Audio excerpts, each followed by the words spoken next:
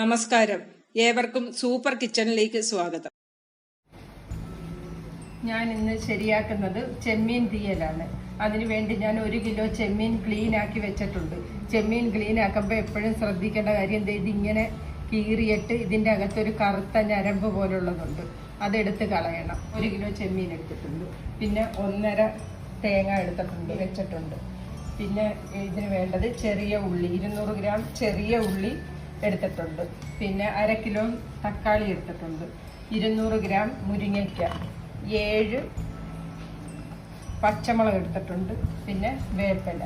പിന്നെ ഇതിന് വേണ്ട സാധനങ്ങളൊക്കെ ഞാൻ ശരിയാക്കുന്ന സമയത്ത് ഓരോന്നും പറഞ്ഞു തരാം. ഇതൊന്ന് ക്രഷ് ചെയ്തെടുത്താൽ നമുക്ക് എളുപ്പം മൂത്തും കിട്ടും, ഒരേ രീതിയിൽ മൂപ്പും ശരിയായിട്ട് കിട്ടും. നമുക്ക് ഒരേപോലെ എല്ലാം മൂത്ത് കിട്ടും. രണ്ടെല്ലാം നമ്മൾ ക്രഷ് ചെയ്തെടുത്തിട്ടുണ്ട്.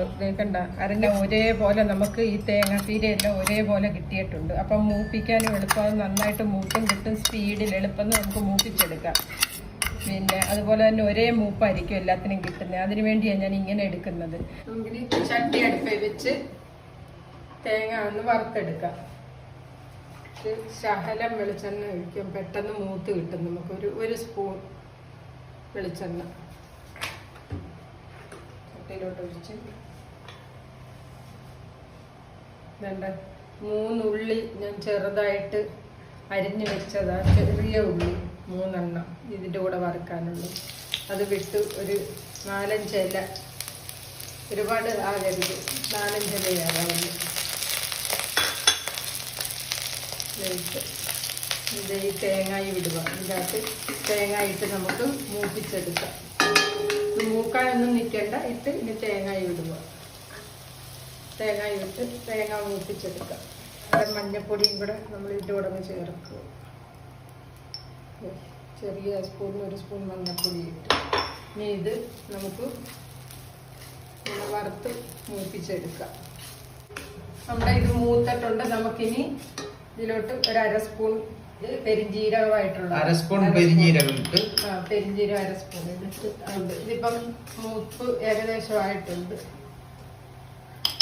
ഇനി നമുക്ക് മുളക് പൊടി ചേർക്കാം. 1 2 3 സ്പൂൺ മുളക് പൊടി ചേർത്തിട്ടുണ്ട്. 3 സ്പൂൺ മുളക് പൊടി, 1/2 സ്പൂൺ മല്ലിപ്പൊടി, 1/2 സ്പൂൺ മല്ലിപ്പൊടി. ഇത്രയും മതി. ഇനി നമുക്ക് ഈ ഗ്യാസ് ഓഫ് ചെയ്യാം. ഈ ചൂടിക്കിടന്ന് ഇത് മൂത്തോളും.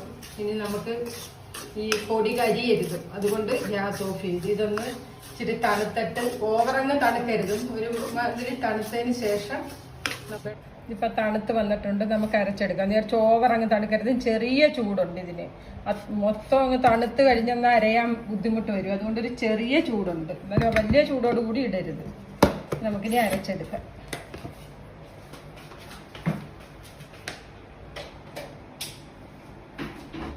നമുക്കിനി ഇത് മിക്സിയിലിട്ട് അരച്ചെടുക്കാം.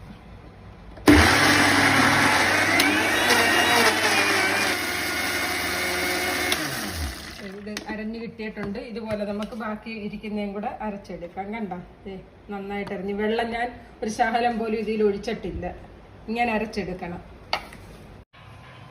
ഗ്യാസ് കത്തിച്ച് നമുക്ക് ചട്ടി അടുപ്പിൽ വെച്ച് ചെമ്മീൻ തീയൽ വയ്ക്കാൻ തുടങ്ങാം. 1 സ്പൂൺ വെളിച്ചെണ്ണ ഞാൻ ഒഴിക്കുന്നുള്ളൂ. എന്താണെന്ന് വെച്ച് കഴിഞ്ഞാൽ ഈ തേങ്ങ അരച്ചതിൻ്റെ അകത്ത് വെളിച്ചെണ്ണ കൂടുതൽ കാണുമല്ലോ, അതുകൊണ്ട് 1 സ്പൂൺ വെളിച്ചെണ്ണ ഒഴിക്കുന്നു. കടുകിടാം.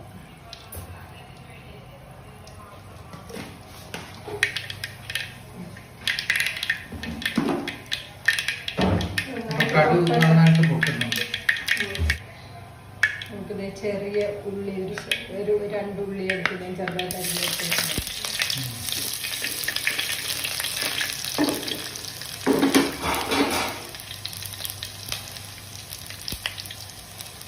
രണ്ട് വേപ്പില.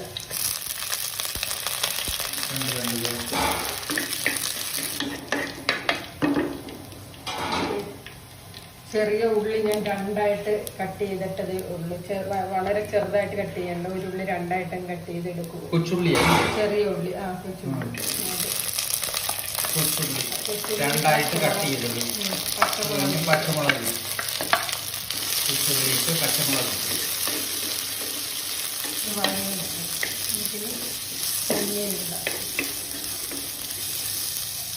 ഈ ചെമ്മീൻ ഇടുക.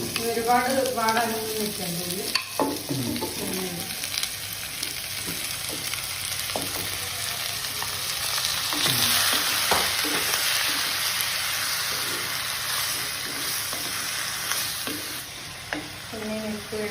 ഒരു കഷ്ണം കുടമ്പുളി ഞാൻ ഇതിലിടുന്നുണ്ട്. ഇതൊക്കെ ഒരു കഷ്ണം അതുപോലെ ഇടുക. ഇത്തിരി ഇടുന്നത് പിന്നെ എടുക്കണം. അതിന് വേണ്ടിയാണ് ഒരു കഷ്ണം കുടമ്പുളി ഇതിനകത്ത് ഇടും ഇല്ലേ? ഒരു കഷ്ണം അത് പിന്നീട് എടുക്കും. അതെല്ലാം പിന്നീട് അത് കീറാതെ ഇടുക. പിന്നെ എടുക്കാൻ വേണ്ടി കുറച്ച് കഴിയുമ്പോഴത്തേക്ക് ഞാൻ മാറ്റി. ചെമ്മീൻ തീയല അല്ലേ? ചെമ്മീൻ മുരിങ്ങയ്ക്ക ഭയങ്കര ചെറുതായിട്ട് കട്ട് ചെയ്ത് വെച്ചേക്കുക.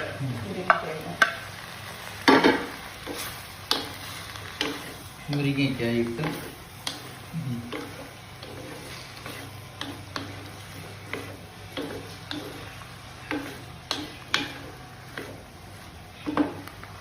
നമുക്ക് തക്കാളി വലുതായിട്ട് തന്നെ ഇങ്ങനെ കട്ട് ചെയ്ത് വെച്ചേക്കും. ഇങ്ങനെ ഉടച്ച് ചേരണ്ട. ഇങ്ങനെ നമുക്ക് ഓരോ പീസ് എടുത്ത് കഴിക്കാൻ കിട്ടുന്നത് നല്ല ടേസ്റ്റ് ആയിരിക്കും. അതുകൊണ്ട് വലുതായിട്ട് തന്നെ കട്ട് ചെയ്തിട്ടേക്കും തക്കാളി.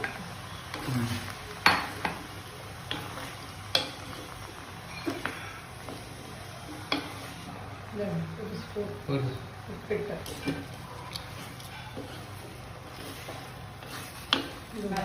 അരച്ച ജാറും വെള്ളം എടുത്ത് ആ വെള്ളം ഒഴിക്കുന്നത്.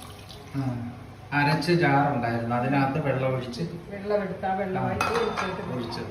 നമ്മൾ അരപ്പൊന്നും എടുത്തിട്ടില്ല. അരപ്പ് ഇരിക്കുക. ഇത് വെന്തതിന് ശേഷം നമുക്ക് പകുതി വേവാകുമ്പോൾ ഒഴിക്കാൻ അരപ്പ്. അരച്ച ജാറിനകത്ത് ഉണ്ടായിരുന്ന മസാല കരി വെള്ളം ഒഴിച്ച് കരി അതിലോട്ട് ഒഴിച്ചത്. ഇതിൽ ആവശ്യത്തിന് വെള്ളം ഇപ്പം ഞാനങ്ങ് വെക്കും. ഇത് കഴിഞ്ഞാൽ പിന്നെ ഞാൻ വെള്ളം ചേർക്കത്തില്ല. ഇപ്പം നമുക്ക് അടച്ചു വെക്കാം. ഇതൊന്ന് വേകട്ടെ. അത് കഴിഞ്ഞിട്ട് പകുതി വേവായി കഴിഞ്ഞിട്ട് നമുക്ക് അരപ്പിയായി. അപ്പം നമ്മുടെ ഇത് പകുതി വേവായി കാണുന്നത് നന്നായിട്ട് തിളക്കുന്നുണ്ട്. പകുതി വേവായിട്ടുണ്ട്. ഇപ്പം നമുക്കിനി ആ പുളി ഇനി എടുക്കാം. കിട്ടിയത് ഈ പുളി അങ്ങ് എടുത്ത് മാറ്റണം. ഇനി ഇതിൻ്റെ ഇതൊക്കെ ഇതിലാണ് ഈ അരപ്പ് ഇങ്ങനെ ഒഴിക്കുകയാണ്.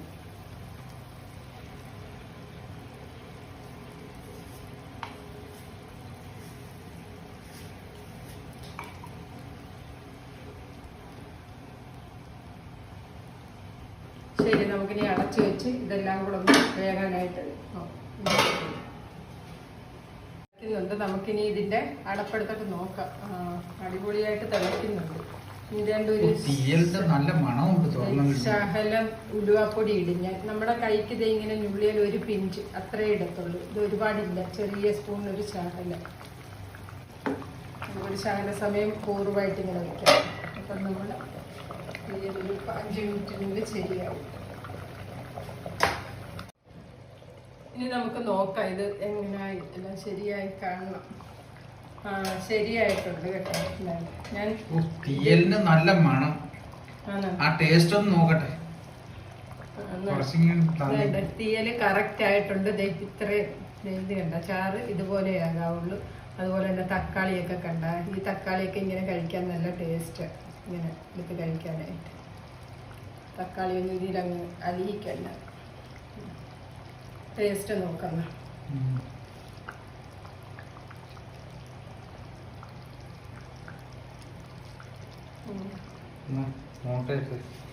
നല്ല കൈ പൊള്ളുന്നുണ്ട്.